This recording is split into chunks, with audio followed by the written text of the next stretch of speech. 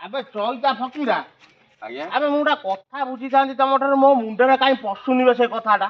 କଣ ହେଇଛି? ଆବେ ମୋ ଯୋଉ ସାନ ଝିଅଟା ଯୋଉ ବାହାଘର ହେଇଥିଲା ସୁମିର ହଁ ଡାକ୍ତର କଣ ଟାଇମ ଦେଇଛି 29 ତାରିଖ ତାର କଣ ଇଏ ଅଛି ଡେଲିଭରି ଡେଟ୍। ପିଲାପିଲି ହବ। ହଁ ଆବେ ସିଏ ଯଦି ଜନ୍ମ ହେଲା ସେଦିନ ଆର ବର୍ଷକୁ ମୁଁ ଜନ୍ମଦିନଟା କେତେ ତାରିଖରେ ମୁଁ ପାଳନ କରିବି? ମାନେ କଣ ମୁଁ ବୁଝିପାରିଲିନି। ଆରେ 29 ତାରିଖ ହଉଛି ଫେବୃଆରୀ ମାସ 29 ତାରିଖ।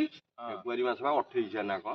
ନାଇଁ ଏ ବର୍ଷ କୁଆଡେ କରୁଛି 29 ତାରିଖ। ହଁ 29 ଯଦି ଆର ବର୍ଷକୁ ତ ଆଉ 29 ତାରିଖ ନଥିବ ସତ କଥା ତ।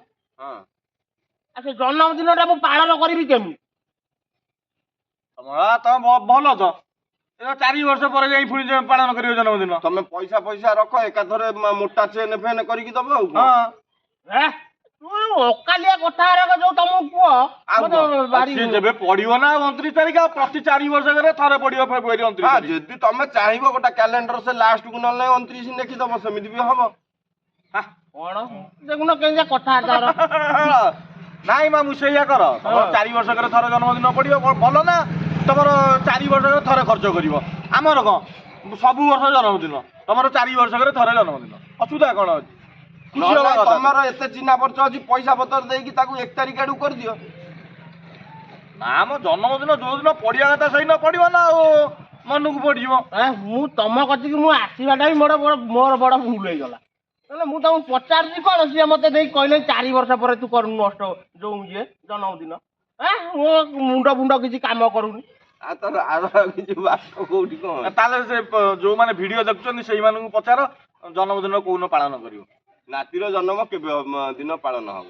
ନାତି କୋଉଠି ମୂଳରୁ ନାତିକି ନାତୁଣୀ ହେଇନାହାନ୍ତି ଯିଏ ନା ଦେଖୁନୁ କହିଲେ ନାତି। ତମ ପା କହୁଛ ଡାକ୍ତର ଟାଇମ ଦେଇଛନ୍ତି 29 ତାରିଖ ଦିନ। ହଁ 29 ତାରିଖ ଦିନ ଟାଇମ ଦେଇଛନ୍ତି ନାତିକି ନାତୁଣୀ ହବ କିଏ ଜାଣିଛି? ଆଚ୍ଛା ଯାହା ବି ହଉ ନହେଲେ 4 ବର୍ଷ ପରେ ପାଳନ କରିବ ଆଉ କଣ? ତମ ପଇସା ପତ୍ର ଆଜିଠାରୁ ସଜ କରିକି ରଖ ଏକାଥରେ ଝିଅ ଘରକୁ 21 ଭାର ଦବ। ମୋଟା ସୁନା ଚେନ ଏଡେ ମୋଟା ମୁଦି କରିକି ଦବ। ଆର ବର୍ଷ ଯୋଉ ଯେତେବେଳେ 4 ବର୍ଷ ପରେ ଯେତେବେଳେ ଜନ୍ମଦିନ ହବ ସେ ଗୋଟେ ବଡ ହେଇଯାଇଥିବ ବେ।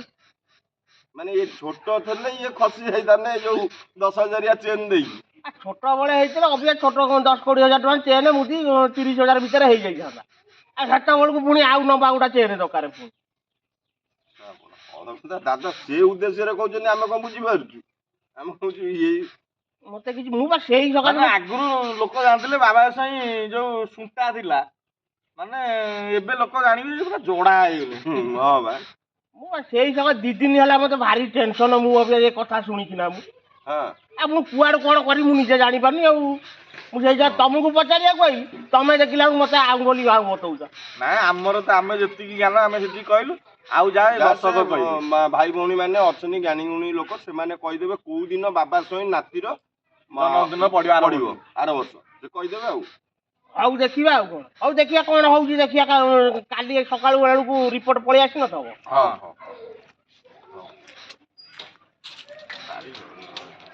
ହେଇ